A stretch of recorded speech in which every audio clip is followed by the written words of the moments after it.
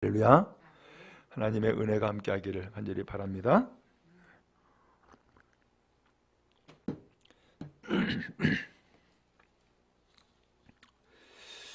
예수님은 이 세상에 오실 때에 분명한 목적을 가지고 오셨어요.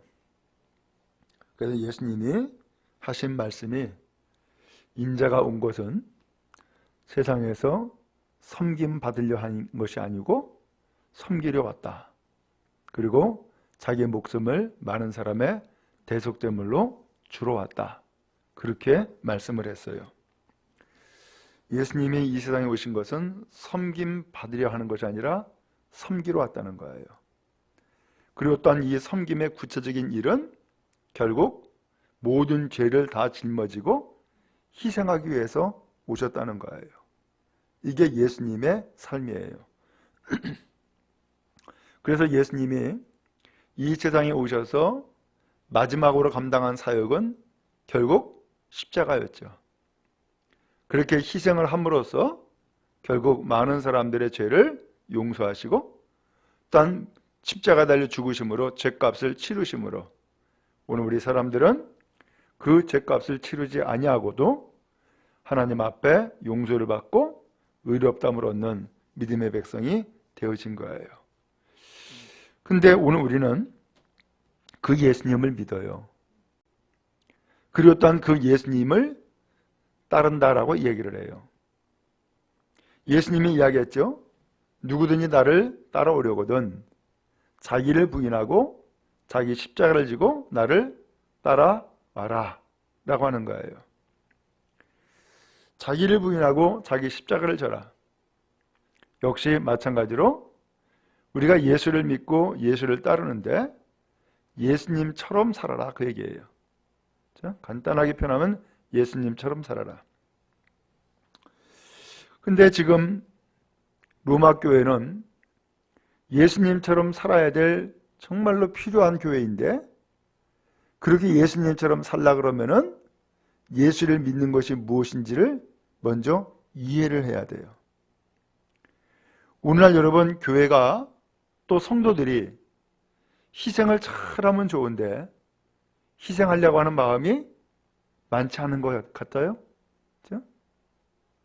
이왕이면 좀 더 편하려고 그러고 희생하기보다는 내가 어떤 권리를 주장하려고 그러고 그 다음에 무엇인가 베풀려고 하기보다는 받으려고 그러고 이런 생각들이 좀 많이 있는 것 같아요. 그러다 보니까는 예수를 믿는다는 것이 무엇인지 미처 내가 알지를 못하고 또 실천을 못하는 거예요. 예수를 믿는다는 게 뭘까? 이 로마 교회가 지금 좀 곤란한 문제가 있는 거예요. 이미 지금부터 앞서서부터 계속해서 나왔던 것처럼 이 로마 교회는 유대인으로서 예수를 믿는 사람이 있고 이방인으로서 예수를 믿는 사람이 있어요. 근데 이 유대인은 그 믿음의 바탕이 율법이었어요. 근데 이방인은 믿음의 바탕이 아예 없고요. 심지어는 우상 숭배가 그의 과거의 믿음의 모습이었을지도 몰라요. 그러니까는 이 두 부류의 사람이 로마 교회를 이루고 있는데 그러다 보니까는 신앙의 생각과 딴 스타일이 서로 틀리다 보니까는 잘 화합이 되겠어요? 잘 화합이 안 될 수가 있겠죠. 그래서 유대인으로서 예수 믿는 사람은 율법을 근거로 해서 신앙생활을 하다 보니까 나는 잘난 사람이야. 나는 다 알아. 나는 할례를 받아서 이런 입장을 가지고서 다른 성도들 대하니까는 어떻게 돼요? 판단하게 되고 비판하게 되고 평가하게 되고 좀 더 지나치면 정죄하게 되고 이렇게 되죠. 근데 이방인으로서 또 예수를 믿는 사람은 유대인은 예수 믿는 사람을 향하여서 그래 너 잘났어 이럴 수도 있고 또 우상 숭배하는 것이 그의 신앙의 바탕이었다 그러면은 예수를 믿는 거나 우상을 숭배하는 거나 다 똑같네, 이런 마음을 가질 수도 있죠. 그러다 보니까는 이 교회가 예수님을 믿고 예수님을 닮아가는 일이 결코 쉬운 것이 아닌 거예요. 자, 이런 상황에 있는데 앞서서 내용을 쭉 읽었는데 앞서 내용에서는 바울 사도가 무슨 얘기를 하냐면은 이방인이든 유대인이든 똑같이 예수님을 믿는다라고 하는 것은 같다는 거예요. 그리고 예수 그리스도를 본받아 살아가는 것도 역시 마찬가지라는 거예요. 그러니까 이제는 같은 생각을 갖고 같은 마음을 갖고 한 마음으로 하나님께 영광을 돌려야 된다, 이것을 말씀을 했어요. 그래서 믿음이 강한 사람은 믿음이 약한 사람을 용납하고, 또 믿음이 약한 사람은 믿음이 강하다라고 하는 사람을 역시 용납을 하여서 서로 받아들임으로 서로 기뻐할 수 있고 평화를 누리고 성령의 능력 안에서 이제는 소망이 넘치는 삶을 살기를 바랍니다 하고서 바울 사도가 이야기를 한 거예요. 그게 이제 지난주까지 드렸던 말씀이에요. 이제 오늘 이제 이렇게 해서 서로 받아들였으면은 이제는 교회가 화목해질 수 있겠네요. 그렇죠? 근데 서로 받아들이는 것이 어느 한순간 그게 쉽게 되냔 말이에요. 결코 쉬운 일이 아니죠? 그래서 서로 받아들여야 되는데 이 서로 받아들이도록 하기 위해서 바울 사도가 좀 더 구체적으로 말씀을 전해주는 거예요. 자, 그러면 성경을 좀 읽으면서 좀 더 자세하게 말씀 나누도록 하겠습니다. 여러분 14절인데 함께 읽겠습니다. 시작. 내 형제들아, 너희가 스스로 선함이 가득하고 모든 지식에 차서 능히 서로 권하는 자임을 나도 확신하노라. 아멘. 여기 내 형제들아 그랬어요. 누굴 두고 말씀할까요? 로마교회 성도들. 그렇죠? 그러면서 너희가 스스로 선함이 가득하고 선한 마음이 가득하다라고 하는 것 내가 알고 있습니다. 그 다음에 모든 지식이 차서라고 했어요. 또 많은 지식을 가지고 있는 것도 알고 있습니다 라고 하는 거예요. 선한 마음도 있고 많은 것을 알고 있고 지식이 넘치고 있고, 그래서 이 바울이 이야기하려고 하는 것은 그 다음이에요. 능히 서로 권하는 자임을 나도 확신하노라. 서로 권하는 자, 곧 권면할 수 있는 자질을 가지고 있다고 하는 것을 나는 확신하고 있습니다 라고 하는 거예요. 자, 선한 마음이 있다 그랬죠? 많은 지식이 있다 그랬죠? 그러니까 선한 마음도 있고 많은 지식을 가지고 있다 보니까는 서로에게 권면해 줄 수 있는 능력을 가지고 있다는 것을 나는 확신합니다. 그러니까 유대인으로서 그리스도인들이 이방인에게도 권면할 수 있고, 반대로 이방인으로서 그리스도인인 사람이 유대인인 그리스도인에게 역시 권면할 수 있고 할 수 있다는 거예요. 그러니까 서로 권면을 하는데, 그러면 무슨 권면을 할까요? 앞서서 바울이 이야기했다 그랬잖아요. 믿음이 강한 사람은 믿음이 약한 사람을 용납하고 받아들이고, 믿음이 약한 사람은 믿음이 강한 사람을 또한 받아들이고 용납하고 해서 서로 받아들이라는 거예요. 그러니까는 여기서 서로 권하는 자임을 나도 확신한다라고 하는 이 권면이라고 하는 내용은 무슨 얘기였어요? 바울이 한 이야기를 이 성도들이 그대로 듣고 역시 실천하는 것을 얘기를 하는 거죠. 그래, 우리 서로 받아들여야지. 당신의 신앙생활은 율법을 어려서부터 배웠기 때문에 거기에 근거하고 있다는 것을 이제 내가 알았어. 그러니까 당신은 성경도 많이 알고 또한 종교성도 강하고 그걸 내가 알아. 그렇지만 나는 어려서부터 성경을 배우질 않았어. 오히려 나는 다른 우상들, 잡신들을 섬겼던 사람이야. 그러니까 오늘 당신의 상황도 이해가 되고 또 나의 상황도 알고 있지 않은가.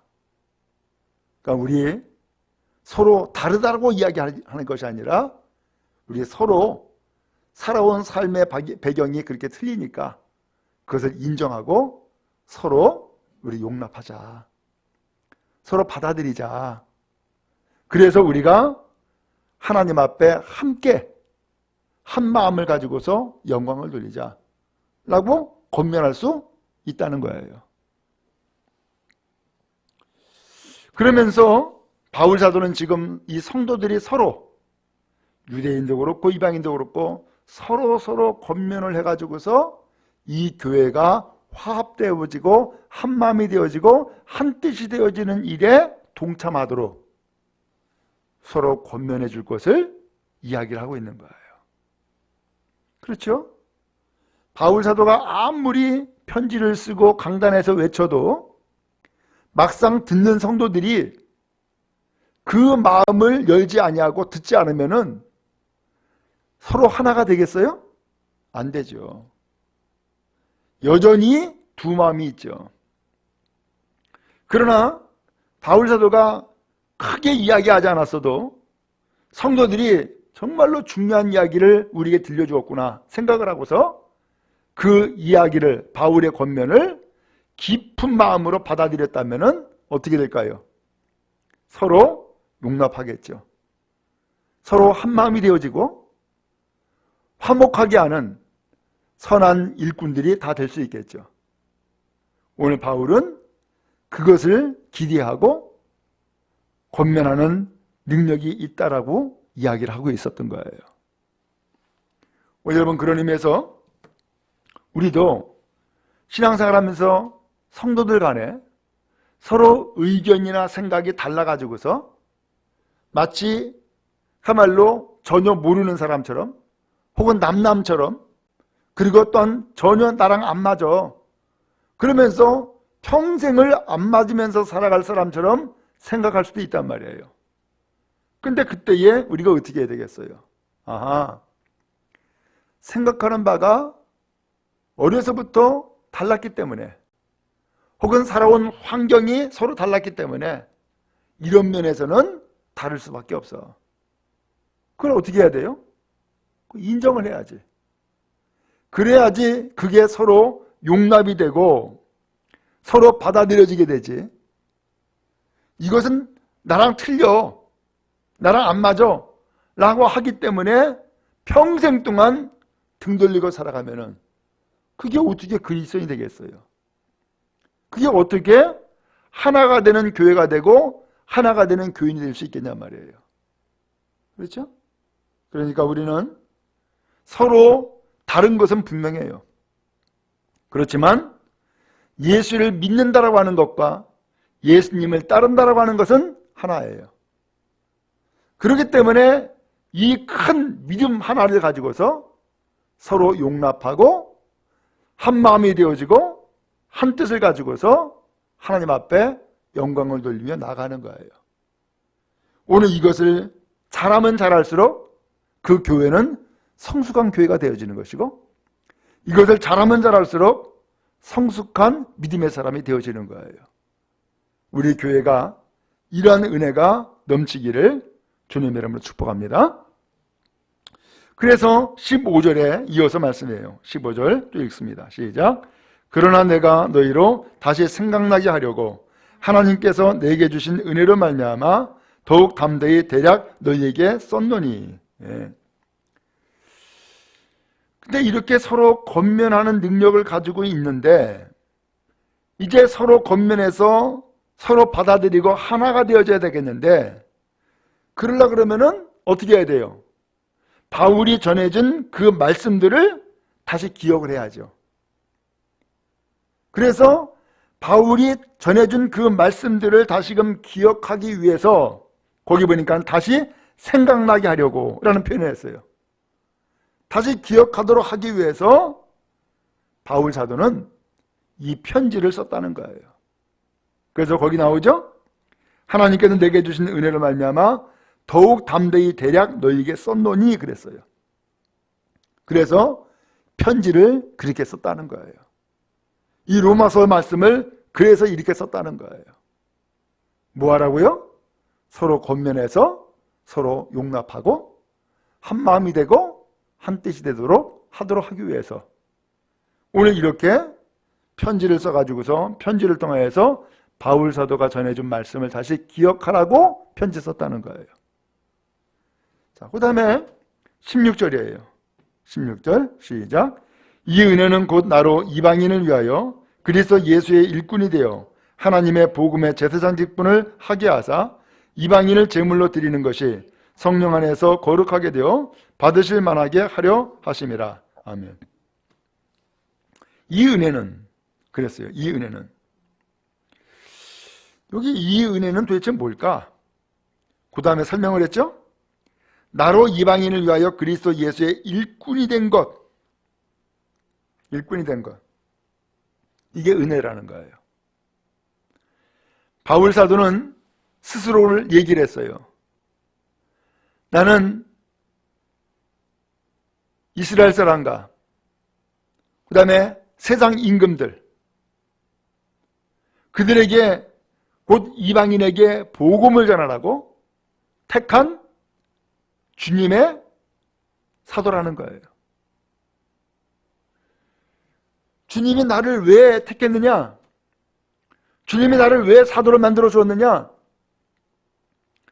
바로 이방 사람들에게 복음을 전하라고 하나님께서 나를 선택하셨다는 거예요. 근데 이것이 은혜였다는 거예요. 왜? 바울은요, 유대인이잖아요. 어려서부터 율법을 배웠어요. 또 율법을 철저하게 지키는 바리새인으로 삶을 살았어요. 또 열심도 대단했어요. 그러다 보니까는 이 율법에 근거한 신앙생활을 하다 보니까는 예수는 가짜요 라고 보인 거예요. 또 예수를 따른다는 사람은 어리석은 사람으로 보이는 거예요. 그러니까 예수 믿는 사람과 예수 따르는 사람들 전부 다 핍박하고 죽이는 일에 그는 양심의 가책 하나 없이 가담을 하는 거예요. 왜? 이거 율법에 난 충실한 사람이니까. 근데 이 바울을 예수님이 만나 주셨잖아요. 그리고 이 바울을 변화까지 시켜주셨어요. 그래서 과거에는 핍박자였는데 이제는 오히려 예수님을 증거하는 전도자로 주님이 삼아주셨어요. 놀라운 은혜죠. 그래서 이것을 16절에 이 은혜는 은혜라고 하는 표현을 썼어요. 그래서 이 은혜는 구체적으로 뭐냐? 이방인을 위해서 그리스도의 예수의 일꾼이 된 것. 이게 은혜라는 거예요. 이방인을 위해서 예수 그리스도의 일꾼이 된 것. 그러면 이방인을 위한 것이 도대체 뭐예요? 이방인들도 예수님을 구세주로 영접을 해서 하나님의 자녀가 되어지고 그리고 삶이 변화되는 일을 위해서 섬기는 일을 감당하는 사람, 바로 이것이 은혜요 예수의 일꾼이라고 바울은 자기 스스로를 이야기를 하고 있는 거예요. 그래서 이것을 그 다음에 뭐라고 표현했냐면 하나님의 복음에 제사장 직분을 하게 하사 라고 표현했어요. 하나님의 복음에 제사장 직분. 여러분, 제사장은 무슨 일을 하는 사람이죠? 하나님께 이 세상의 사람들이 나갈 수가 있어요, 없어요? 못 나가요. 왜? 죄 때문에. 그러니까 이 세상의 사람들이 하나님 앞에 나가는 방법은 죄를 해결하면은 나갈 수가 있는 거예요. 그러면 이 제사장이 어떻게 죄를 해결해요? 재물을 가져오게 하죠? 그러면 그 재물에 안수를 해요? 그래서 재물 가져온 사람이 나는 이런 죄를 졌어요, 이런 죄를 졌어요, 이래서 나는 죄인이에요, 난 죽어 마땅해요 하고서는 안수한단 말이에요. 그러면 그 재물은 거룩한 재물이 아니라 모든 죄를 전부 다 뒤집어 쓴 재물이 된 거예요. 그러면 그 재물을 제사장이 잡아요. 죽이는 거예요. 그리고 피를 흘리게 해요.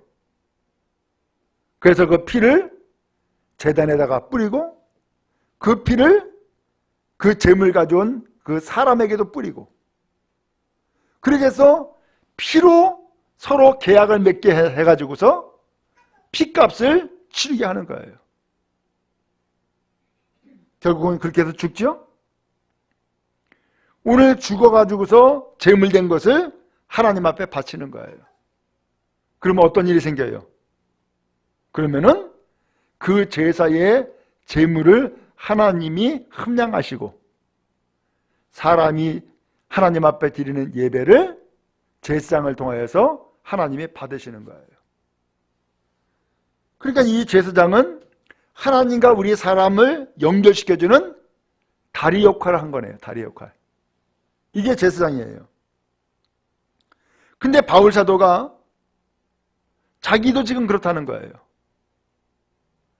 자기도 제사장 직분을 지금 감당하고 있다는 거예요. 어떻게 제사장 직분을 감당하느냐? 이방인이 있잖아요. 하나님도 몰랐고 예수도 몰랐던 이방인.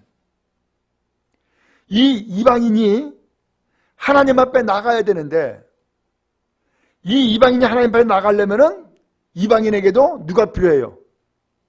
다리 역할을 해주는 사람이 있어야 된단 말이에요. 그 다리 역할을 해주는 사람이 있어야 되는데 그 다리 역할을 누가 하느냐? 바울 사도가 자기가 제사장 직분을 받아가지고서 그 일을 한다는 거예요. 그러면 이렇게 해서 이방인이 이제는 하나님 앞에 나갈 수 있게 됐어요. 이방인이 하나님 앞에 예배를 드리고 이 예배를 하나님이 받으셔요. 자, 그러면 그것으로 끝났나요? 아니에요. 오늘 주님은 우리가 한 걸음 더 나가길 원하시는 거예요. 예를 들어서 어떤 사람이 예수를 믿었어요. 그리고서는 예수님께서 내 죄를 대신 짊어지시고 또한 십자가에 죽으심으로써 죄값을 다 치러줬다는 것을 알았어요. 그래서 하나님 앞에 나가서 예배할 수 있게 되었고 예배를 드리되 예수님의 이름으로 예배한다는 것까지 알았어요. 그래서 하나님 앞에 은혜로 예배를 드렸어요. 됐습니까? 이제 그렇게 되면은 이제는 끝이고 마무리가 됐냔 말이에요. 주님은 오늘 거기에서 그쳐지는 것이 주님의 섭리의 마지막이 아니에요. 주님은 그렇게 해서 예수님을 통하여서 하나님 앞에 나가는 것도 참 좋지만 주님이 계획하는 것은 거기에서 한 걸음 더 나가는 거예요. 그 한 걸음 더 나가는 게 뭘까요? 너도 예수님처럼 되라, 그거예요. 너도 예수님처럼 되라. 그래서 바울 사도 때문에 이 바울 사도가 예수님 만남으로써 큰 은혜를 받았고요. 변화가 됐어요. 그러다 보니까는 그가 지금까지 가치 있고 의미 있다라고 생각하는 것들 전부 다 배설물로 이겨버렸고 다 버렸어요. 그리고 이제는 바울 사도는 무엇을 위해서 살아요? 바로 복음을 증거하는 일을 위해서 일생을 살아요. 희생이죠. 결국 그렇게 해서 유대인인 상대의 사람들에게는 율법으로 구원받는 것이 아니라 은혜로 구원받는다라는 것을 알려주고, 이방인들에게는 예수님을 이 세상에 보내주셔서 우리의 죄를 다 짊어지셨으니까 예수님을 믿으면 구원받고 하나님 앞에 나아갈 수 있습니다 라는 것을 알려준 거예요. 오늘 그렇게 해서 이 바울사도 때문에, 바울사도의 희생과 섬김을 통하여서 유대인이든 이방인이든 함께 예수 믿고 하나님 앞에 나아가 화목하게 하는 일꾼이 되는 놀라운 은혜를 경험하게 된 거예요. 그런 것처럼 이방인인 그리스도인들도 예수님 통해서 하나님 앞에 나아간 것으로 만족하지 말고, 그 이방인이 이제는 주님의 진리를 깨닫고 변화가 되었으니까 당신을 통하여서 또 다른 사람이 예수를 믿게 되고 하나님 앞에 나가게 되고 삶이 변화가 되는 놀라운 결실을 맺어야 되지 않느냐라는 것을 바울 사도가 권면하고 있는 거예요. 결국 뭐 하라는 거예요? 희생하라는 거죠. 그럼 여러분, 신앙의 성숙이 뭐예요? 신앙의 성숙이라는 것은 많이 아는 것이 성숙이 아니에요. 신앙의 성숙이라고 하는 것은 희생과 섬김이 많으면 많을수록 그게 성숙인 거예요. 바라기는 우리 교회와 성도들이 이와 같이 성숙한 믿음 되어지기 바라고, 또 하나님께서 기쁘시게 받으시는 복된 성도 다 되기를 간절히 바랍니다. 그래서 그 16절에 이런 말씀을 하고 있는 거예요. 이방인을 제물로 드리는 것이 성령 안에서 거룩하게 되어 받으실 만하게 하려 하심이라. 이방인을 제물로 드린다? 조금 이게 무슨 말씀인지 좀 혼돈이 될 수 있겠죠? 이것을 좀 더 쉽게 표현하면은, 이방인이 이제는 희생하고 섬김으로써 또 다른 사람들에게 예수를 믿게 하고 변화되는 인생을 살게 하는 것, 그것을 제물로 드리는 것이다, 이렇게 표현하고 있는 거예요.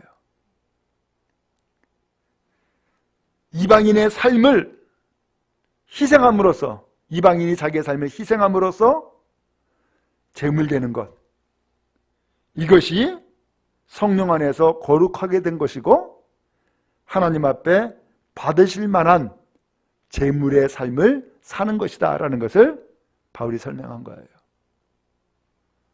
여러분, 그런 의미에서 우리도 잘 알듯이 교회가 좋은 교회가 되어지려면은 거기에는 희생하고 섬기는 사람이 많으면 많을수록 좋은 교회인 거예요.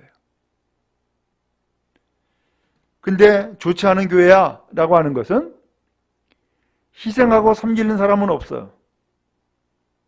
다만 자기 주장만 하고 권세만 누리려고 그러고, 그러면은 그러한 교회는 좋은 교회가 되지 못하는 거예요. 예수님이 이 세상에 그렇게 오셨어요. 예수님이 이 세상에 오신 것은 섬김 받으려 함이 아니라 섬기려고 왔다 그랬어요. 그 예수님이 하신 말씀이 누구든지 나를 따라오려거든 자기를 부인하고 자기 십자가 지고 나를 따를 것이니라, 그렇게 말씀했어요. 우리는 예수 믿는다고 해요. 우리는 예수를 따른다고 얘기하잖아요. 그 예수를 따른다고 하는 것은 예수님을 본받는 것이고 예수님을 배우는 것 아니에요. 그러려면은 우리는 어떻게 해야 돼요? 예수님처럼 오늘 우리는 섬기려고 하는 마음의 자세, 그래서 이 마음을 가지고서 진정 교회를 섬기고 또 성도를 섬기고 세상을 섬길 때에 오늘 우리는 제물되는 삶을 살아가는 거예요. 그런 제물되는 삶을 하나님께서는 거룩하게 여기시고 또한 그의 삶을 기쁘시게 받으시는 거예요. 바울이 지금 그 말씀을 16절에서 설명하고 있었던 거예요. 원하기는 우리가 일생을 살아가는데 얼마나 살겠어요? 또 일생을 살아가면서 뭘 남겨놓겠어요? 하나님 앞에 설 때에 오늘 우리가 참 신앙생활 하느냐고 수고했다. 교회를 세우느냐고 수고했다. 성도의 삶을 살아가느냐고 많이 애썼다. 라고 인정받는 귀한 삶 되어지기 바라고, 또 그 삶은 결국은 희생이며 섬김이라고 하는 사실을 우리는 다시 한번 기억하고 그러한 삶으로 하나님께 영광 돌릴 수 있기를 주님의 이름으로 축원합니다. 그 다음에 17절이에요. 또 읽겠습니다. 시작. 그러므로 내가 그리스도 예수 안에서 하나님의 일에 대하여 자랑하는 것이 있거니와. 난 예수 안에서 하나님을 위해서 일한 것에 대해서 자랑이 있다는 거예요. 그 자랑이 뭐냐? 18절 또 읽겠습니다. 시작. 그리스도께서 이방인들을 순종하게 하기 위하여 나를 통하여 역사하신 것 외에는 내가 감히 말하지 아니하노라. 거기까지. 예수님께서 이방인들도 순종, 곧 믿음을 갖고 구원받도록 하기 위해서, 또 이 이방인들도 예수님의 그 말씀에 순종함으로 거룩한 성도의 삶을 살도록 하기 위해서 나를 통하여 역사하신 것 외에는 내가 감히 말하지 아니하노라. 그리스도 예수께서는 그 이방인이 구원받고 이방인이 변화되는 인생을 살도록 하기 위해서 나를 쓰셨습니다. 라고 하는 거예요. 바울을 어떻게 쓰신 거예요? 바로 주님의 진리를 아직 확실하게 깨닫지 못하는 성도들, 혹은 여전히 율법에 매여 있는 사람들, 또 혹은 여전히 주님의 진리를 알지 못하고 옛날에 우상 숭배했던 그러한 생각만 가지고서 신앙생활하는 이방인들, 그런 모든 사람들을 다 깨우쳐줘야 되잖아요. 주님의 마음이 무엇이고 주님의 뜻이 무엇인지를 알려줘야 되잖아요. 그것을 나를 통하여 역사하셨다. 곧 바울을 통하여서 오늘 그 이방 사람들이 순종하도록 주님이 나를 들어 쓰셨습니다. 난 이것 외에는 더 말할 것이 없습니다. 라고 자기의 이야기를 마무리하고 있는 거예요.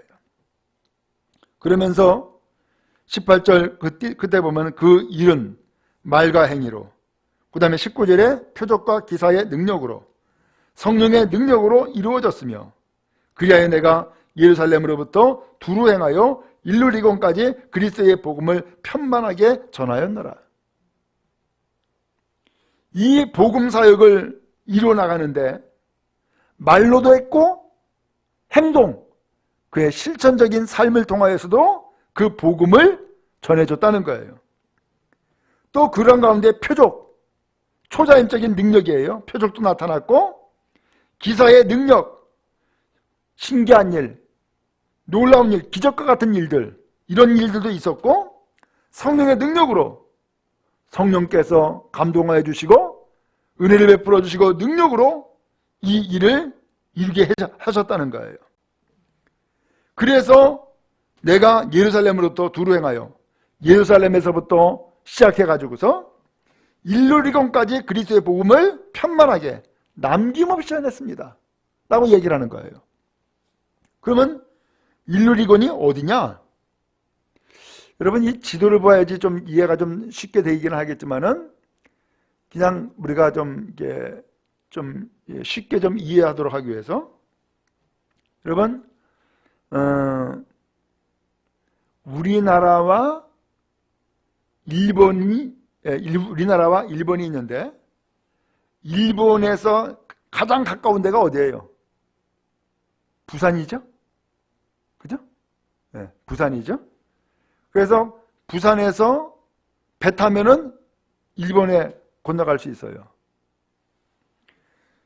지금까지 바울이 이 복음을 증거하는데 어디까지 전했느냐? 여기 인천에서부터 이 팔도를 다 돌아가지고서는 부산까지 가가지고서 복음 전했다, 그 얘기예요. 그러면 이 부산은 바로 바다만 건너가면은 일본이란 말이에요. 그런 것처럼 지금 이 바울은 어디 앞에까지 왔느냐? 로마 앞에까지 와 있는 거예요. 로마 앞에까지. 그래서 이 로마 앞에까지 와가지고서 이 로마 교회 성도들에게 편지를 보냈던 거예요. 로마 소식을 접하고서는. 그러면서 지금까지 이렇게 복음 전하면서 살아왔습니다. 여기까지 왔습니다 라고 한 거예요. 자, 그러면서 바울 사도는 주의 복음을 이방 사람들에게 전해주기 위해서 그는 하나님 앞에 순종했고 최선을 다했다라는 것을 이야기해주고 있죠. 그 다음에 20절이에요. 또 읽겠습니다. 20절 시작. 또 내가 그리스도의 이름을 부르는 곳에는 복음을 전하지 않기를 힘썼느니 이는 남의 터 위에 건축하지 아니하려 함이라. 아멘. 그리스도의 이름을 부르는 곳에 복음을 전하지 않기를 힘썼다. 이미 예수님의 그리스도이심을 고백하는 사람들, 이미 예수님을 믿는 사람들, 그런 지역에는 바울이 복음을 전하지 않았다는 거예요. 왜? 이미 거기에 예수 복음이 증거되었고 이미 거기에 믿는 사람들이 생겼고 이미 거기에 교회가 있으니까 거기에 더 이상 전하지 않았다는 거예요. 그러면서 이는 남의 터 위에 건축하지 아니하려 함이라. 남들이 다 닦아놓는데 거기에다가 집 짓고 편안하게 살아야겠다, 그러지 않겠다는 거예요. 그러면서 마지막 21절을 기록을 했어요. 또 봅니다. 시작. 기록된 바 주의 소식을 받지 못한 자들이 볼 것이요 듣지 못한 자들이 깨달으리라 함과 같으니라. 아멘. 그럼 왜 그렇게 했느냐? 이사야서 52장 15절에 말씀이 기록됐다는 거예요. 거기 뭐라고 기록됐냐면은 주의 소식을 받지 못한 자들이 볼 것이고 듣지 못한 자들이 깨달으리라 라고 말씀이 있다는 거예요. 그러니까는 주의 소식을 받지 못한 자들, 지금까지 한 번도 복음이 뭔지를 들어본 적이 없어. 그래서 그 사람들에게 이 복음의 소식을 들을 수 있도록, 그래서 그들이 이 복음의 소식을 볼 것이요 듣지 못한 사람들이 들을 수 있도록, 그 다음에 듣지 못한 자들이 깨달으리라 한것 같으니라. 복음을 들어본 적이 없어. 근데 그 사람들에게 복음을 증거함으로써 그들이 아하, 그리스도가 이런 분이구나, 또 예수를 믿는다는 것이 이런 것이구나 라는 것을 깨달으리라 라고 하는 이사야서 52장의 예언의 말씀이 있는데, 그 말씀이 이루어지는 것과 같이 나는 그렇게 복음을 전했습니다 라고 하면서 말씀을 마치고 있어요. 바울이 지금 무슨 얘기하고 있는 거예요? 지금 나는 열심히 최선을 다했습니다, 이 이야기 하려고 하는 게 아니에요. 바울은 지금 이방인을 위해서 이 말씀을 하고 있는데, 결국 하나님의 복음의 제사장 직분, 그걸 지금 내가 가지고 있는데 이 직분을 감당하기까지 나는 이렇게 예루살렘으로부터 일루리곤까지 복음을 남김없이 전했습니다. 그렇게 주님 앞에 사명을 감당해 나갔다는 거예요. 곧 희생하고 섬겼다, 그 얘기예요. 남의 터 위에 건축하지 않는다. 이미 예수의 이름을 부르는 곳에는 복음을 전하지 않았습니다. 왜?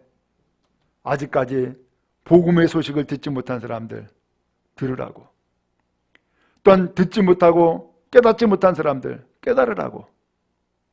그래서 복음이 아직 들어가지 않은 곳에 복음을 증거하기 위해서 이미 복음 들어간 곳에는 나 안 들어갔습니다 라고 얘기를 하는 거예요.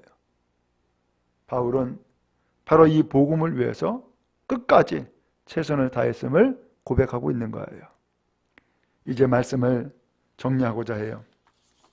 오늘 여러분, 바울은 어떤 직분을 가지고 있었어요? 예수의 일꾼, 곧 복음의 제사장 직분을 감당했다라고 했어요. 제사장은 하나님과 사람들의 그 사이를 이어주는 다리 역할이에요. 혹 우리가 교회에서도 혹은 세상에서도 서로 갈라지고 나눠지고 등 돌리고 있어가지고서 한마음이 되지 못하고 한뜻을 이루지 못하는 삶이 혹시 있어요? 오늘 이때에 누가 필요해요? 복음의 제사장 직분을 감당하는 사람이 필요한 거예요. 희생하고 섬김으로써 한마음을 갖게 하고 한뜻을 이루게 하는 그런 사람이 필요하다는 거예요. 오늘 하나님께서 왜 이곳에 우리 꿈의 교회를 세우셨을까? 또 왜 이곳에 꿈의 교회를 세우시고 성도들을 함께 이 교회의 식구로 만들어 주었을까? 이유가 뭐겠어요? 그냥 단순하게 교회 안에 세우는 것에 의미가 있으니까 그럴까요? 아니면은 내가 예수를 믿고 구원받아서 하나님 앞에 기쁘게 예비하도록 하기 위해서 나를 이곳으로 보냈을까요? 오늘 성경을 보니까는 그것도 맞지만 그것 이상이네. 그 이상이 뭐예요? 제사장 직분 감당하라고.